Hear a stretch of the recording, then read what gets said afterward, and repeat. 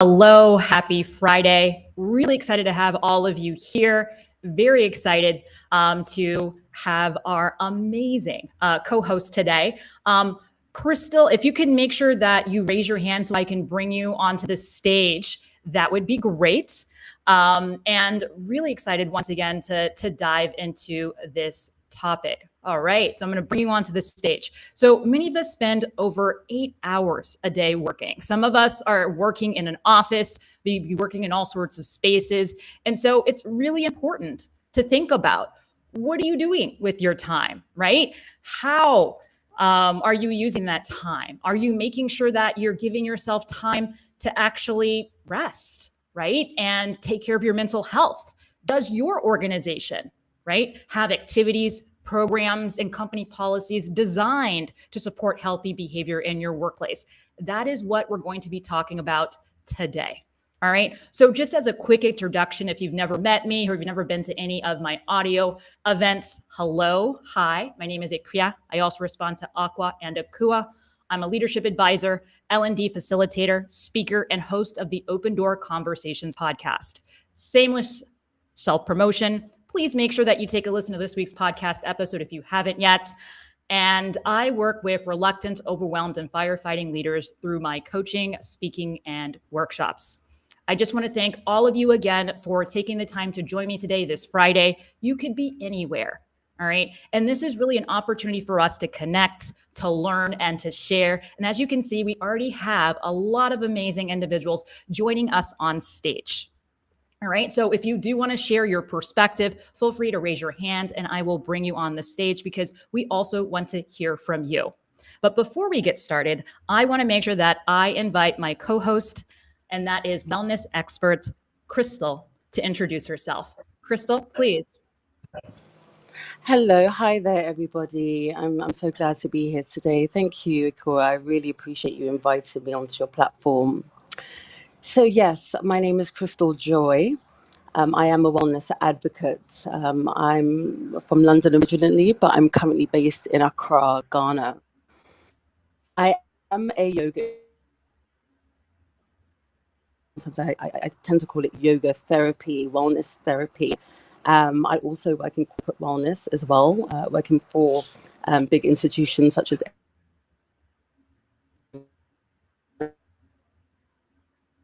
and I am the founder of a quite popular wellness group here in Ghana called Wellness Women. We are a group of women that work in wellness, or a subgroup that want to prioritize their own personal wellness. In regards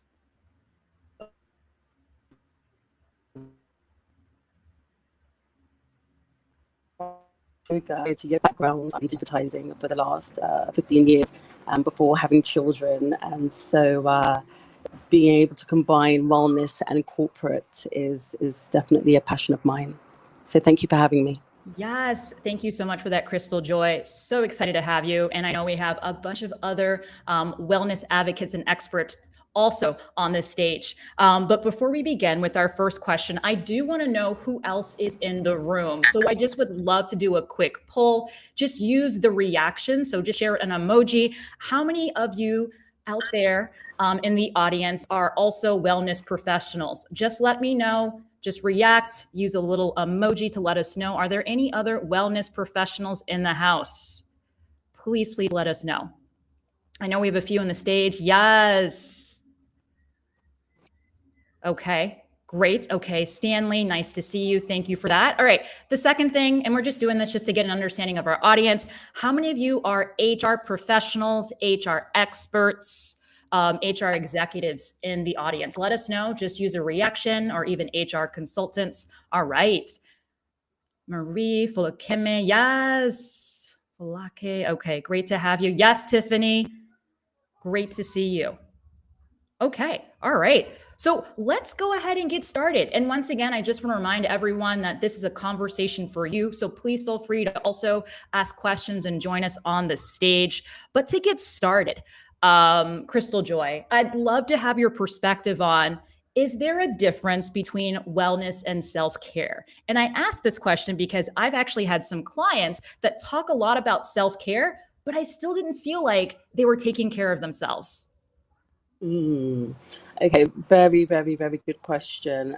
Just from my perspective, I think that many people have their own perspective on this, but for me, as an individual, it all begins with self-care. So before beginning to thrive in wellness or even focus on wellness, and we can come back to what wellness actually means, I think self-care is where it begins, right? So, until you're caring or care about yourself, how could you possibly thrive in all of the areas of wellness?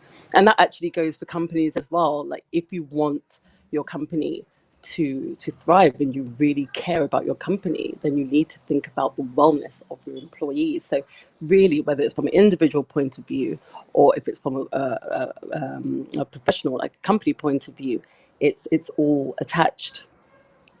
All right. Yeah. And maybe before we open it up to others, what is your definition of wellness? Well, for me, I always like to come back to the 7 dimensions of wellness. Okay, so Mm-hmm. we're talking and that's from an individual standpoint, and also owning a business. So it's the mental wellness, spiritual, environmental, vocational, financial, and physical. Right. So all of those things, thriving in those areas. Point of view or from a business point of view or your employee's point of view, if you have that covered, to me, that is the overall definition of thriving in wellness. Yes. Thank you so much for sharing that and breaking it down. I love that. So, 7 different dimensions of wellness to consider and the importance of self care. And that's really, right, I guess, sort of a sub part of wellness. Without self care, there is no wellness. Thank you so much for that, Krystal-Joy. Would anyone else like to share their perspective? You're welcome to just unmute and share. And those of you in the audience that want to also share their perspective or have another definition, you're welcome to raise your hand. Hey, this is Ailika. I am I actually work with women to fuel their bodies to feel better, have more energy, and really be their best selves. And so, as I do this, I love what Krystal-Joy was saying around self care, and the perspective I wanted to add is how we can incorporate self care into our everyday lives to reduce things like stress, overwhelm, and burnout, which is something so many people face every single day. And that's why corporate wellness and wellness in general is so important. And that's why self-care gets to be incorporated each day to reduce those things, because when stress is reduced, we have more clarity. Our bodies better. Like the way that we think is actually more in line with what we need. We have more ideas, right? We have more energy. There's so many aspects to it. And so adding self-care into our everyday routine and ritual is gold. And so I just wanted to kind of add that too. Thank you so much for that, Ailika. Anyone else have anything they want to add or a perspective they want to share? Yeah, thank you, Akua, and hello, everyone. And hey, Ailika, that is my partner in crime in the wellness world. Yes, I'm Lauren. Wells. I am a holistic wellness and self-care expert. My expertise is primarily in mindfulness, self-care, and gut health. And I love this conversation. I'm a big believer because I literally, I always say all 3 aspects of taking care of the mind, body, and spirit is all on the table for me. None can't go without the other. Like even as I teach and share about mindfulness or even like gut health, I always tie where your self care and your stress and anxiety, because that's how I kind of coin my education, my teaching, my workshops on how your gut health is affected through stress and anxiety. So self care has to be the first thing on the table, because if you're stressed, anxious, you're not going to want to eat healthy. You're not going to want to take care of the things that you may know need to be for your health. So like taking care of the mind and really learning how to, dysregulate your nervous system and have more relaxation and calmness and an actual self-care hygiene routine is super, super important to be overall holistically healthy and have full like well-being overall. Thank you so Thank much for you. that, Lauren. Yes. Anyone else? I know there's 2 others on the stage. Would either of you like to share your perspective or have a question? Minashki? Hello. Hello. Yeah. Hello. Hi. This is Hi. Meenakshi. Yeah. Meenakshi. Meenakshi. All right, welcome. Yeah, thank you so much. I'm so glad that that without having any experience of this wellness, but still I'm into HR from past 8 years. But for me, I think that the only way to cure yourself is to love the ones who don't love you. If we start loving people who don't like you, that is for me, it's a mental wellness. Like, Mhm. you don't have any grudge on anybody. So unless and until when you don't have grudge on anyone, then automatically your inner soul will be like will be pure. Okay. So a lot of that more mental, sort of emotional elements of And health. also I think it depends on like man to man ki how it is not at all ye ki uh, if something is applicable to someone, that same rule will be applicable to everyone. So it depends. Okay. So it depends on what's the disease is. According to that, the medication is required. Like for me, I know if I help someone, so that's give me a mental satisfaction. Okay.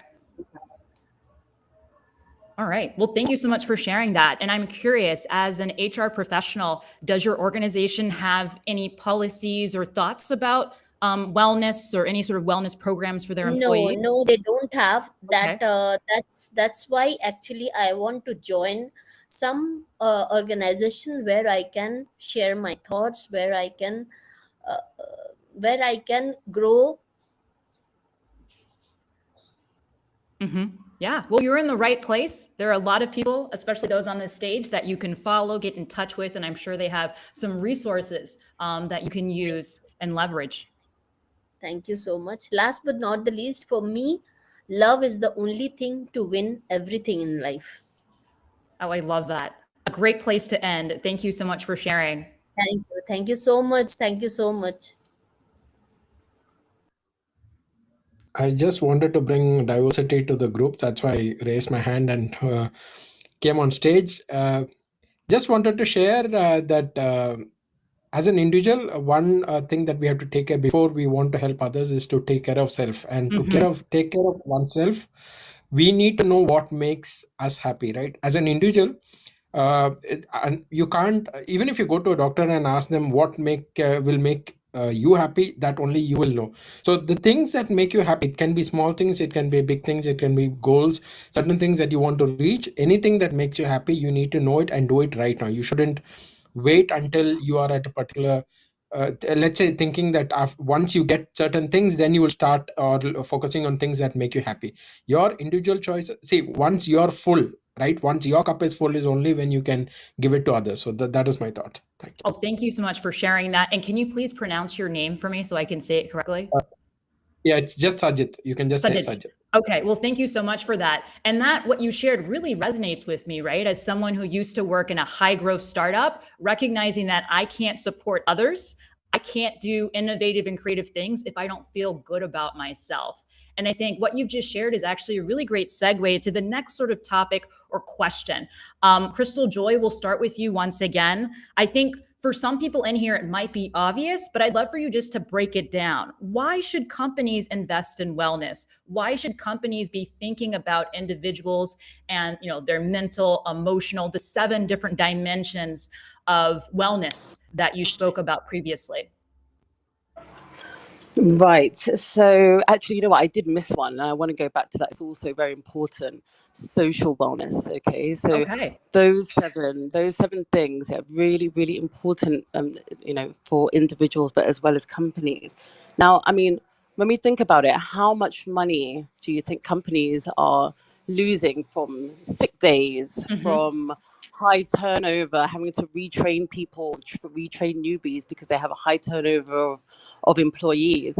I'm sure, I'm more than positive that, with corporate corporate wellness introduced into any type of company, whether it's a small company, whether it's a huge corporation, then a big difference will be made even to the bottom line, let alone people being happy, employees being happy, being more productive, thriving. It's almost a no-brainer, really.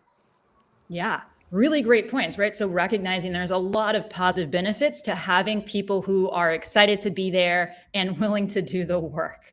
Right. Thank you for that. Lauren, I think I saw that you unmuted. Was there something you wanted to add?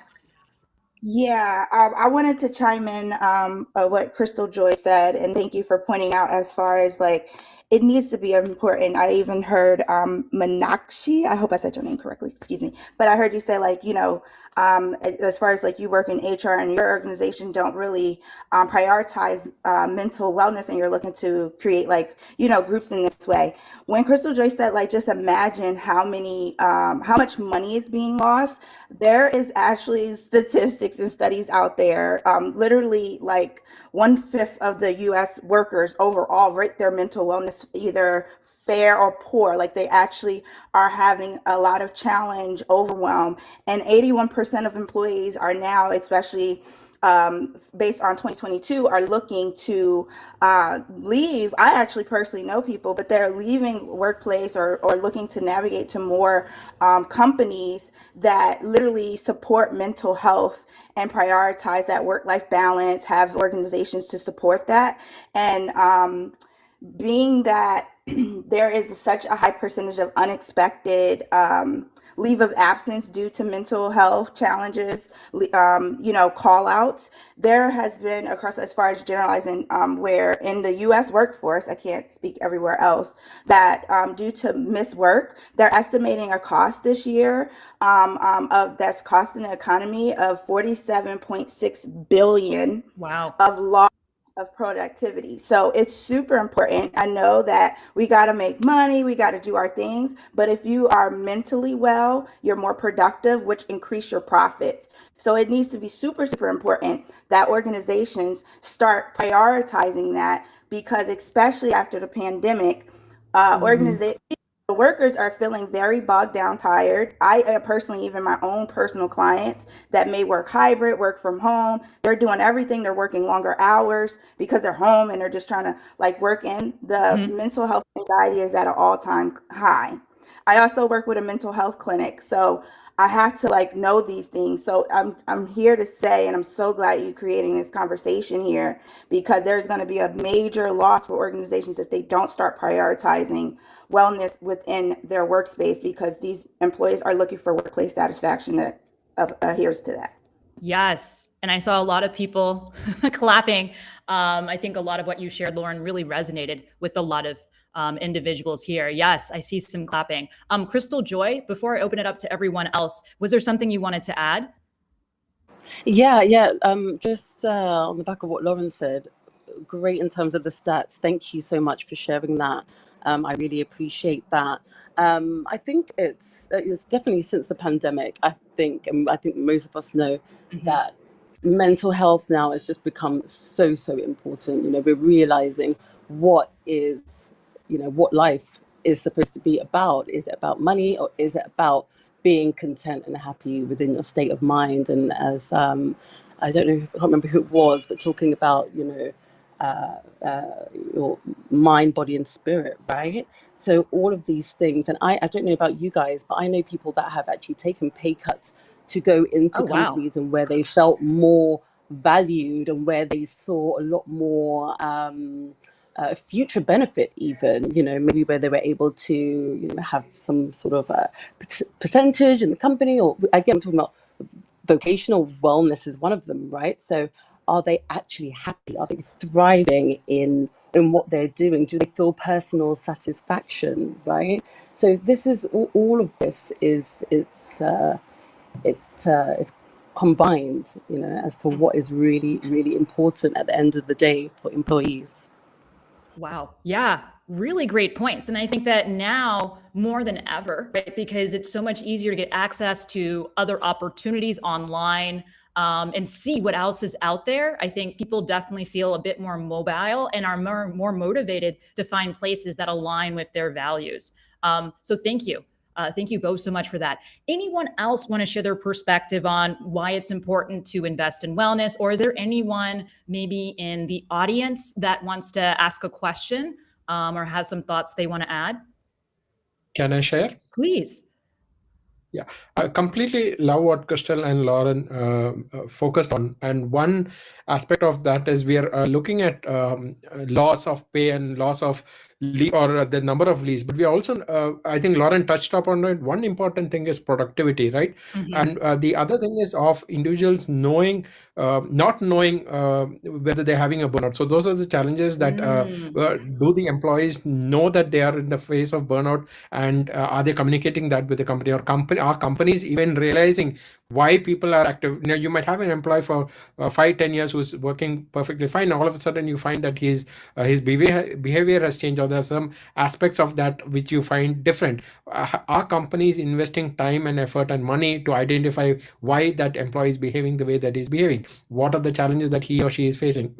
So what the problem is, we are not measuring productivity. Like Lauren said, we are taking care of maybe the number of sick leaves and how it's affecting business. But even in terms of productivity, when you mental health is definitely linked to productivity too, and especially in people who are very creative, right? It is important. Now, one aspect that I've seen when I'm talking to very senior people is there are a couple of senior folks that I've spoken to, the roles that I have, that have told me categorically saying that I have planned vacation days with Mm-hmm. my kids and family for the last many years, and I have had these many vacation days. If you're not having similar or better vacation days, I'm sorry, I'm not interested in this role. In the sense, they have prioritized their vacation and the me time more than the compensation or the role. So that is a shift that, especially coming from senior folks, which I see coming in. And I think once companies, even the companies, when they recognize that, I think it's going to be a great way forward for us.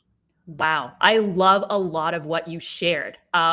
Yes. So first, even the awareness around what burnout is, what not doing well looks like, right? Because I think for so many of us, we're so used to being in that hamster wheel, doing. So even having the awareness of what's wrong, and being able to name it, I think has some power. So really great point there. And then that second point around people's interest shifting and changing, and sort of having desires that are different from maybe what previous generations or what was previously given, and wanting to make sure that there is space to be able to rest, to be able to restore yourself. I love that. And one of the things I always share with my clients is the importance of modeling the behavior as well. So having a boss, having a supervisor that takes time off it actually makes it easier for you to do the same as well. So I've heard, people say they don't want to work for bosses who say things like, "Oh, I never take time off. I always just work." And recognizing that that's not really a good sign, right?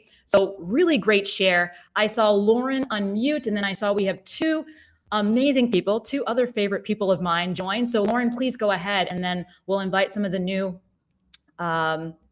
people to speak. Yeah, so I wanted to piggyback on both of what Krystal and Sajid has said. Exactly like what, from the part of not even realizing that you're burnt out and overwhelmed, working with an organization that no one takes off, they're just always like grind, hustle. Mhm. That was literally not only what I do helping and seeing in clients, it happened in my own household. My husband, Oh, wow. We moved last year, we got married, like so much fast paced, bought a house, and he worked with his job for a while, and they didn't realize how, he was just trying to hold it all in. Mhm. And long story short, when Krystal was saying that some people are taking a pay cut because of that, that's exactly what he did. He took a pay cut with working with an organization that caters to more wellness and just adhering to making sure and paying attention to, like, if you worked for this organization so long, that I had these life expenses, but he's a hard worker. He's Caribbean, Mhm. right? But he's a hard worker, so he's going to keep working. And he just, like, is learning this mindfulness aspect. So for me, I'm like, shame on the organization he used to work with, because they didn't even pay attention. Mm-hmm. I had to kind of come in and make him my client and be like, you were really going through burnout and didn't realize it. And he was able to take a cut. It worked out benefits wise, travels wise, but he actually did leave an organization now he was with for years, to take a cut that prioritize wellness. They have all kinds of amazing things that they do for their staff, and the boss definitely prioritize that. So I think it's super important that we start paying attention to that. And this is why I'm so passionate about migrating back over, because I was working with clients one-on-one, getting back into the corporate world and creating conversations and awareness around corporate wellness in the workspace. Because a lot of times, especially being that we took a loss, a lot of the companies took a loss due to the pandemic, they're trying to hustle and get that money up. So they're, not realizing and putting that corporate wellness as a priority. Priority is something they may want, but they're putting it on the back burner. But like I said, I shared the stats of the loss that is looking to come. You got to prioritize that in. So it is important. A lot of companies don't even realize it because they're just kind of in that constant grind. Yes. Thank you so much for sharing that story, Lauren. And I would even go as far to say that, this idea even of wellness might be a bit gendered, right? Recognizing that a lot of times different genders, how people are perceived, what's possible, what looking hard looks like, and most importantly, what companies are capturing in terms of data, right? Especially around productivity, around how people are feeling.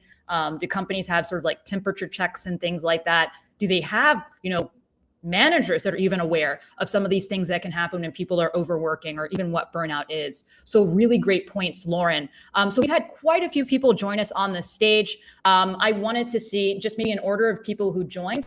Tiffany and then Folake, do either of you want to share something? Thanks, Aqua. Always great to be with you. I was just going to add very quickly, and I'm seeing that a lot when I speak to female executives who really just want to transition to senior level roles, board roles in peace. And I say in peace because corporate wellness is great, but when you start to look at wellness that is inclusive, then you're really taking things to the next level. I can't remember if it was a company or a country recently that reported that women will now be entitled to a couple of days leave Okay. when they are on their menstrual cycle. And I just thought to myself, oh my gosh, can you imagine if they put that out, they put it as part of the employee handbook, or even just out there on LinkedIn when people apply, and so on and so forth. Which woman will not want to work with that kind of company, especially people that actually suffer from, really terrible menstrual cramps, and, really bad dysmenorrhea. It's really just saying that we are inclusive when we think about wellness. When you offer paternity and maternity leave, you are saying that we are inclusive. When you say that, if you are menopausal, we're going to dedicate a few days to you a month, but at the same time, if you are managing a disability, you get time off as well. Then you are talking real wellness, because you are saying, everybody's invited to the party, and we're looking out for everyone.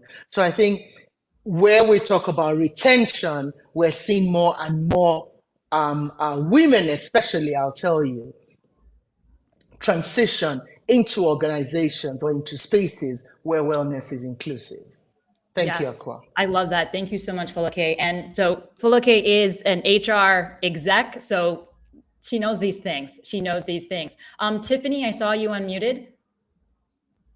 Thank you so much. And first, thank you, Makua, Krystal-Joy, for hosting this room and this amazing conversation. It's just such a rich, relevant, important topic. And speaking to a lot of the points that I wanted to make and share were shared by others, but speaking to Sajid's point about, kind of how the productivity goes and all those things, the points that Lauren and even Faloke just made, and being a woman in the struggle of perimenopause right now, like this, I resonate. We have to be able to talk about these things. We have to be able to make these shifts and look at our mental well-being, our total well-being in the workplace, instead of just these, kind of one size fits all corporate programs, to make it more inclusive. And that, really that includes recognizing what burnout even looks like. So many of us are so stressed for so long, we don't even know what it looks like, let alone be equipped with tools for support. I've been through 3 rounds of burnout. And so we really have to learn to slow down in the workplace and support our employees so we don't burn them out. And vacation's not a substitute. Sitting in the bathtub with wine is not a substitute. That's not total well-being and self-care, though they may make us feel good. I was having that conversation the other day with a partner. I know some folks are giving out mental health days or an app. That's great. But, how are we looking at that as a holistic approach? I'm just really grateful that I get to work with clients, partners. Actually, Ayer, who's here, is one of my partners, and we're partnered up for a conference coming up on the 15th on burnout. And it is a silent pandemic. We are doing our part, as community, to make sure this is integrated, that people understand, that they can recognize, be aware, and have real tangible tools to tackle burnout.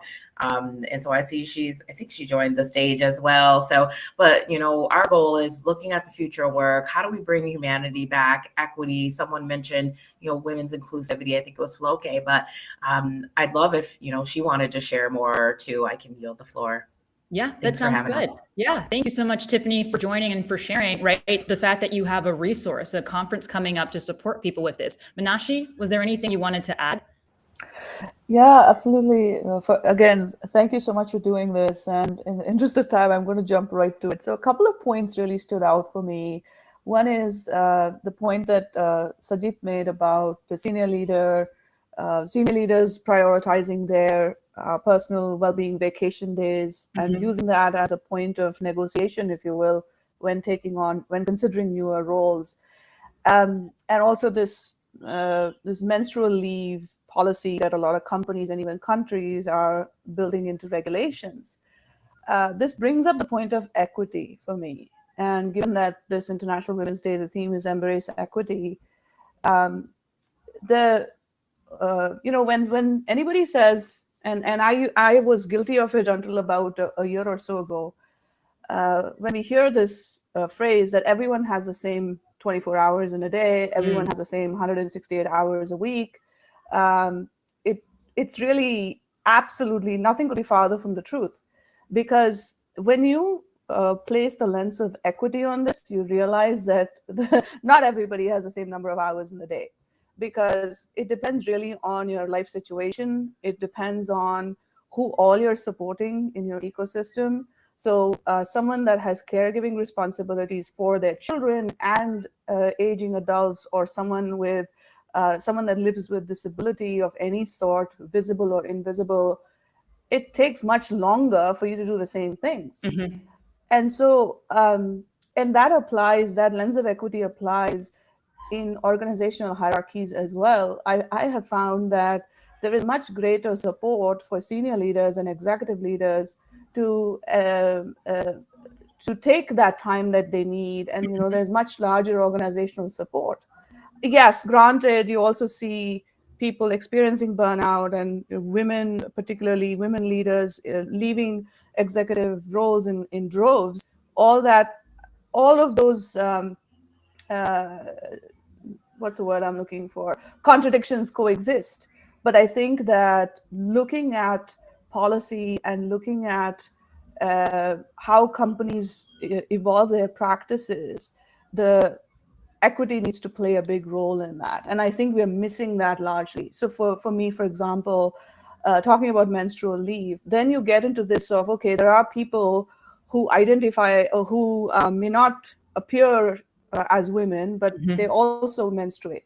So then what happens? Like, you actually are placing already vulnerable people in more vulnerable positions in order to take advantage of these policies that you're setting up. So I'm interested to see how all this will play out, because it's easy to say, it's like the shiny new toy to say, oh yeah, we grant this, we grant that, but it has to be implemented first to see what are some holes that we've not yet even thought of. Well said. A lot to think about. A lot to think about. Thank you so much for sharing that. And when we get to some of the final question, because we do have a lot of people in here, so the last question, I think hopefully we'll be able to touch on that a little bit. But before we get to the next question, we have Craig. Craig, was there anything that you wanted to share?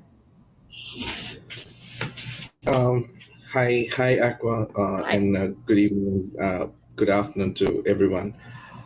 So this is an amazing topic in terms of corporate wellness, and hearing everyone speak, it's it resonates with me, and also about people talking about their organizations and how some don't even include that into their, or bake that into their policies to help with burnout situations on the ground. Just a few things, that I would like to highlight in terms of, my organization that I work for. Um, so corporate wellness is one of our top priorities that we drive as a Okay. culture in our organization. And I'm not sure if, I'll just give a couple of points in terms of, for certain organizations that do not have, that baked into their day-to-day operations or policies, you know, other than driving that increase, that what can the employers benefit other than, the increased productivity and, the lesser turnover and absenteeism that we are generally talking about. I think the one thing that we can do, because when we are in the organization, I know everyone is driving, behind numbers, and the truth be told, that is what we are behind, because ultimately that gains us our revenue. And if I'm talking from managing a P&L perspective, and when your organization is helping drive wellness on a large scale, I think one thing that we incorporated is when we are discussing with the client and when we are having our contracts built or designed, we have this wellness factor baked Okay. in. And that is a 30-minute wellness factor that we are baking in from the customer standpoint on a day-to-day basis, which is, where we are factoring in our overall productivity, including that 30-minute takeaway. So we have like these calendars that we share out, on a month basis, where we have, a step challenge, like, we're trying to look at employee health. So the entire organization is whoever has the most number of steps. We have meditation sessions. We have speakers from senior leadership that speaks to us, like we call it a motivational dose. We have a sentiment check that happens every day. We have a survey that goes out on MS Forms, that we just want to check how are you doing today with all the employees, and that data is then transcribed. What is the pulse of the people that we are seeing that has entered the organization, and accordingly, we can make informed decisions if we want to drive productivity, or we want to help people take some time off, because we have sleeping lounges, we have Wow. gyms, we have resting areas where they can chill and just regain their themselves, de-stress themselves, and get back to operations. And from an organizational standpoint, we also have something called a no meeting day. Internally, we have no meetings. Wow. It's a calendar that comes out from our HR stating that, okay, month of March, maybe the 22nd of March, we'll have no meetings. Whether it's senior leadership, the CEO, whoever in the organization, we do not have that. So I think this definitely helps boost the morale of the employees, and knowing that, there's so many add-ons that they can get over and above their salary if they join the organization, and the company on a larger scale is looking at their wellness and their well-being. So that's what I just wanted to add from my standpoint. Well, thank you. Yes, an amazing case study in what's possible. And I'm just curious, what country is this organization in? So we operate out of 137 countries. Wow. Okay. So So multinational. we are an Okay. India-based company. We are Wipro. I'm not sure if you heard. We are an Indian company. Okay.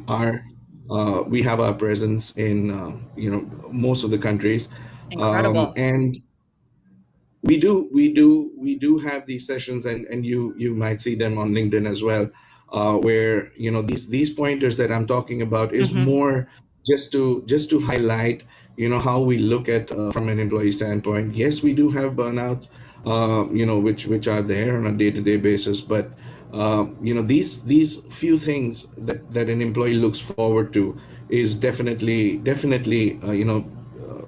helping not only the organization, not only their supervisors, but the employees themselves as well. Yes, yes. And what I love about what you've shared is that you've shared sort of a whole spectrum of different sort of interventions, from more, physical things to actual policy things, right? Such as, instituting no internal meetings. That has a Yes. massive impact. So thank you so much for sharing that.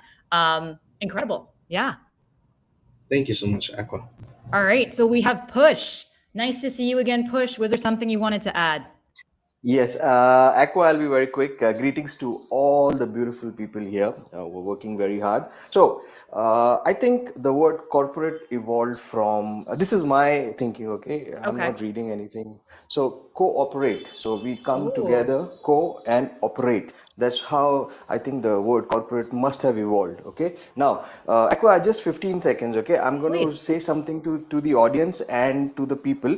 I want you, it's a small exercise, 15 seconds, okay? I want you to think about 3 important people in your life who you cannot live without. Okay, I'll give you 5 seconds to think. All of you have to think, okay? 1, 2, 3, 4, 5, you're good to go, right? So you must have thought about the 3 important people in your life, okay? Most of you must have got it right, but for those who didn't get it right, so in those 3 names, was your name also included? Okay, you have to be very honest. Not for me. I thought of other people. Yes, Not yes. for me. Anyone else? The point which I want to make here is, guys, you are very important. Okay, the first name has to be yours. I do a lot of corporate events wherein when a client approaches me, I don't go directly to the venue. I take out 2 days or maybe max 1 day. I get to meet the senior leadership. Okay, I choose to do that.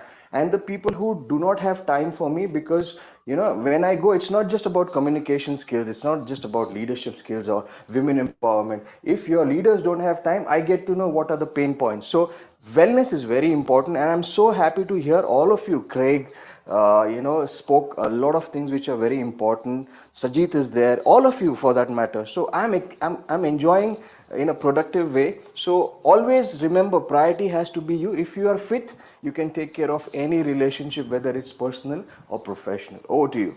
Oh my gosh, Push, that was amazing. Thank you so much for that little exercise. I saw a lot of people share little emojis, because I think I am not the only one that forgot themselves. Yes, you're getting some applause from the audience. That's a really, really great reminder once again of, right? I think somebody mentioned earlier, right? If you don't fill your cup, you can't support others.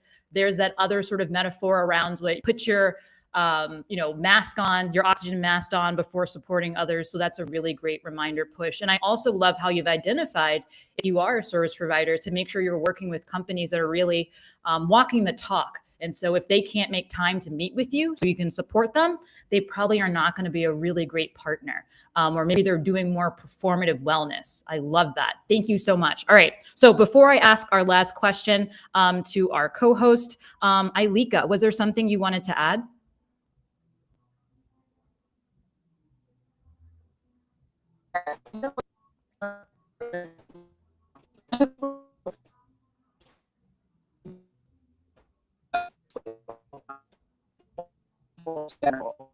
So Oop, you're cutting in and out for me. I don't know if anyone else can hear Ailika. Can you let me know with just an emoji if you can hear her? Okay. Maybe Ailika, try muting and Sorry, then no, she unmuting. was No, breaking I up. I didn't. can't. Okay, you I couldn't as can't well. hear Okay, her. all right. Maybe she'll join us. Do you want to put your hand back up so you can join us again? I really want to hear what you have to say.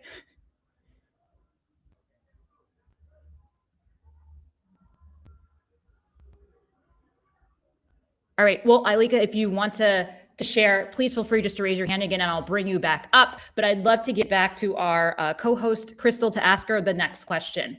So one of the things I hear from a lot of the leaders that I tend to work with, and I suggest, hey, maybe you should think about investing in some sort of, wellness program, is that they feel like they don't have the budget. So what advice would you have for leaders that say things like it's too expensive, or it's too long term? I want to see immediate results.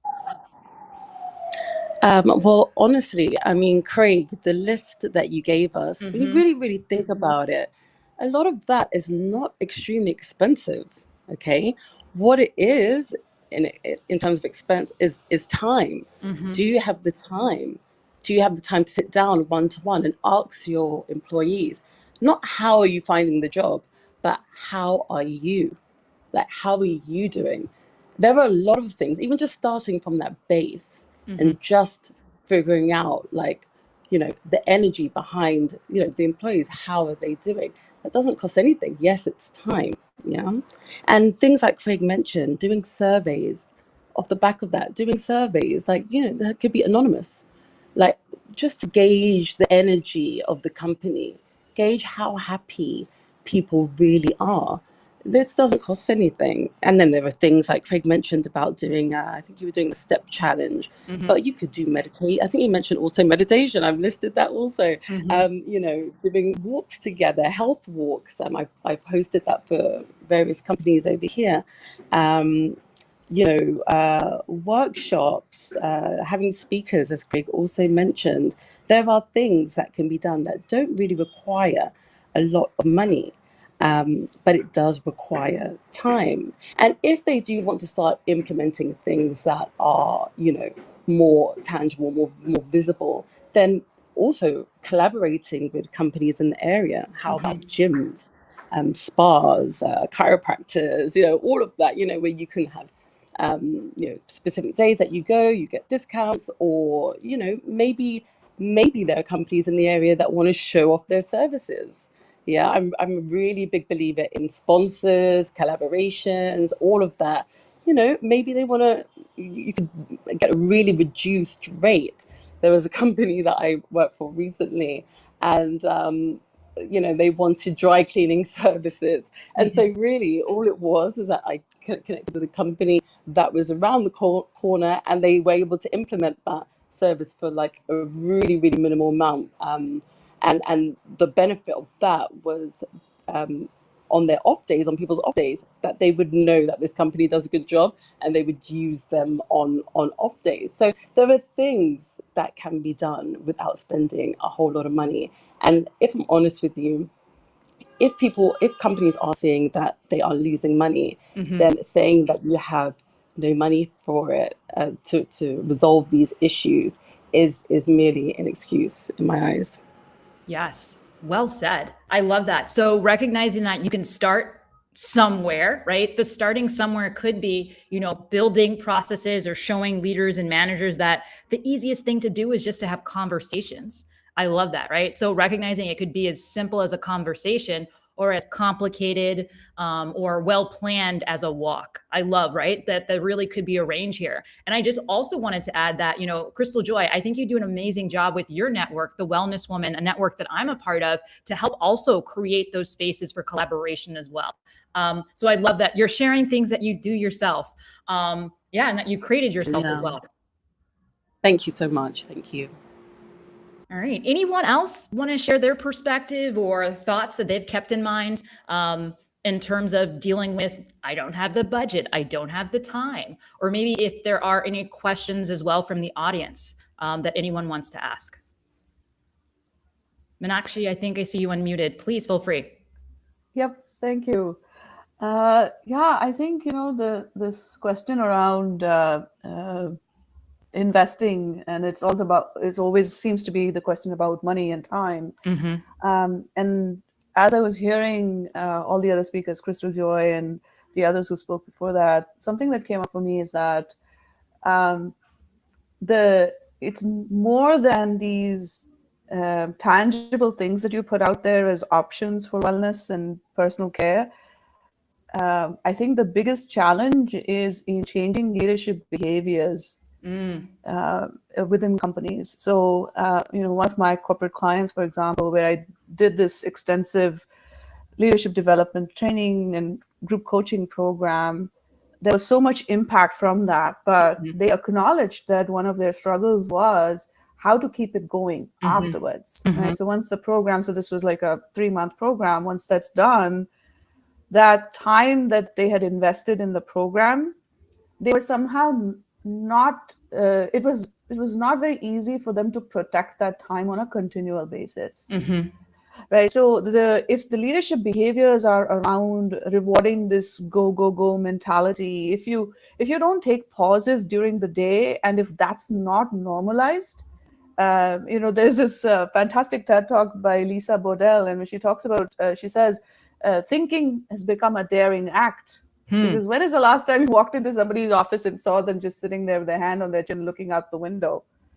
If you are seen like that, you're called names, right? And there are perceptions that is so. Rest is seen as a reward instead of part of working. Until and unless that mindset shifts, everything else is, in my personal opinion, band-aids that we're putting on it, right? And more than so whenever I speak with individuals or company leaders that they're looking for doing something that's transformative for their people, I think the biggest question is, the biggest investment is not really time or money. It's really, well, it is time, it's not so much money, and intention, where you really do that hard inner work as a company, and you ask those questions about, okay, what is it that we are about, and what are we okay with not accomplishing or not achieving in a certain financial year? What is the trade-off that we're willing to make?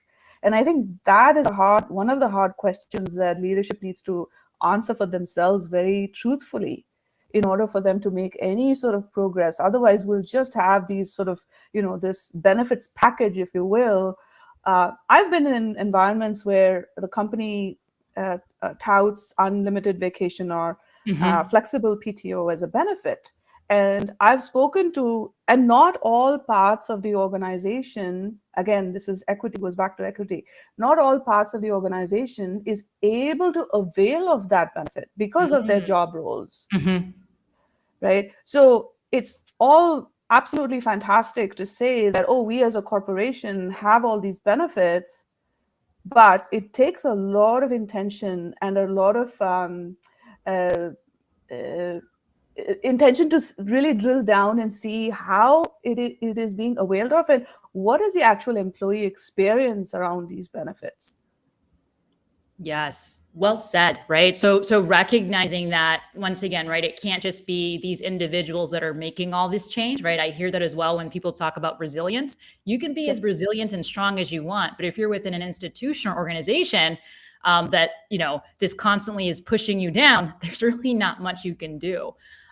So how to make sure the leadership, the culture, right? And I think what Craig was speaking to, that there very much is a culture of wellness within his organization, and it sort of seeps through everything. So probably it's in their mission, their vision, maybe even their values, and they have actual behaviors, and it's rewarded. So thank you so much for that. Absolutely. Thank you. Let's see. I think I saw someone unmute.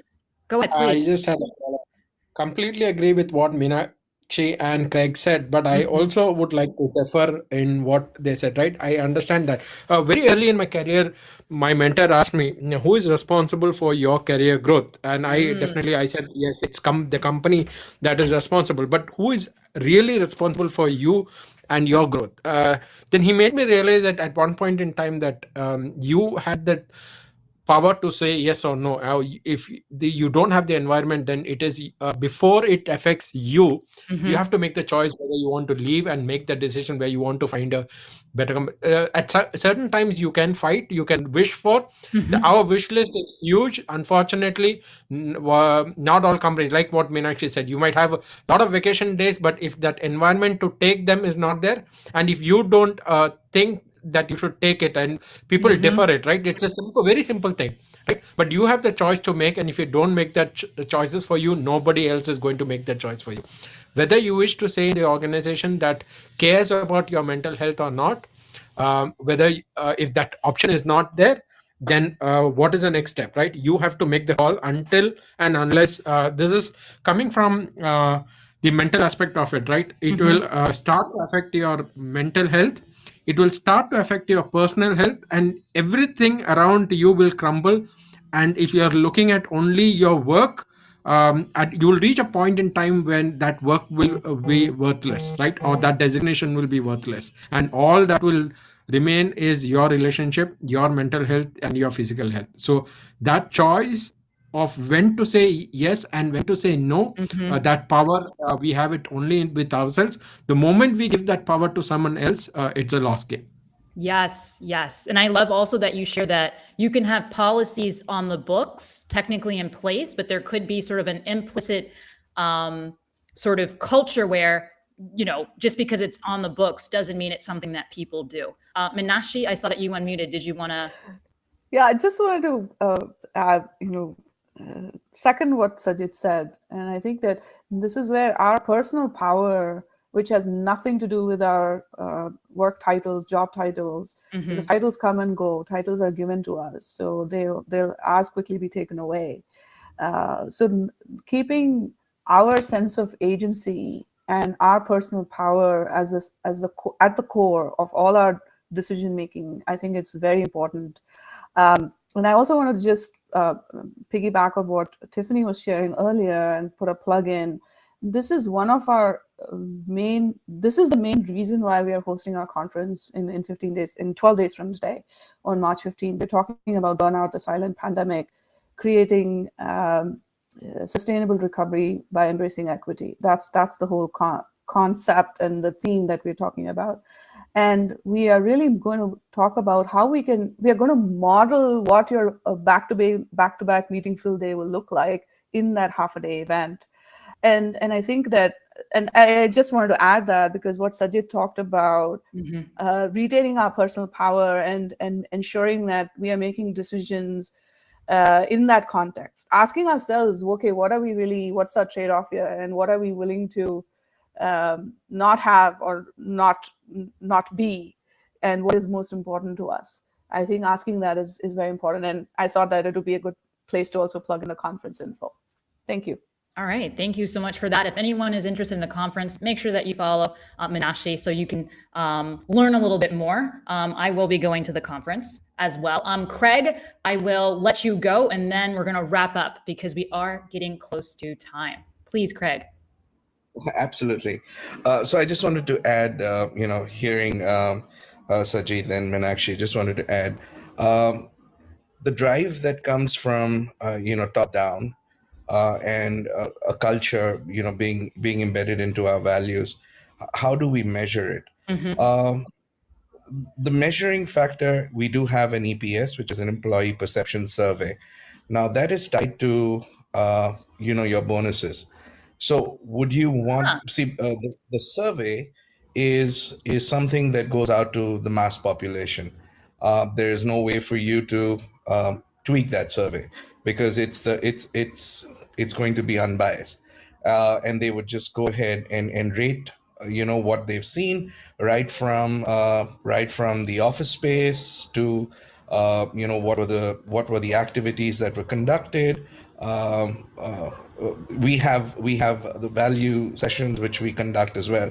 We just wanted to understand how are we faring. So we have a benchmark where we've set at 80%, and if you as a leader driving that culture and coming from top down, that means my boss has the same set of targets that he would have to meet for his downline reportees, is what is being followed, because end of the day, the perception of the employee is what matters. Whether all these inputs that are going in to help burnout, to help boost the morale, whether it is in actuality, whether it's happening or not.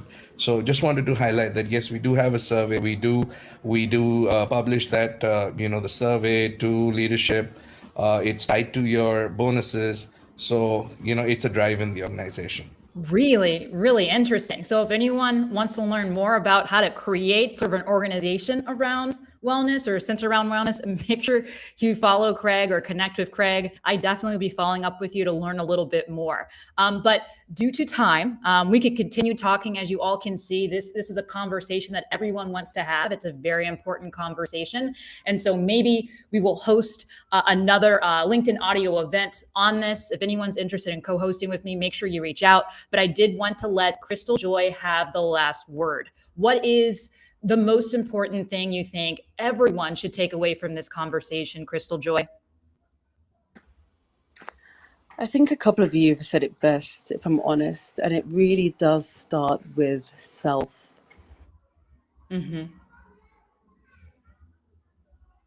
Okay. Or you can look after others, whether it's about prioritizing what your personal goals are within a company. And if you are owner of a company, you're managing people, what are your values? What do you want your company to be known for at the end of the day? So whether it's wellness, for ourselves or wellness for a company, it's the most important thing if you want to leave, a true impact and have longevity and, really, really, really be known for being a respectable company at the end of the day. So it does start with really the self-love of yourself and the self-love of company.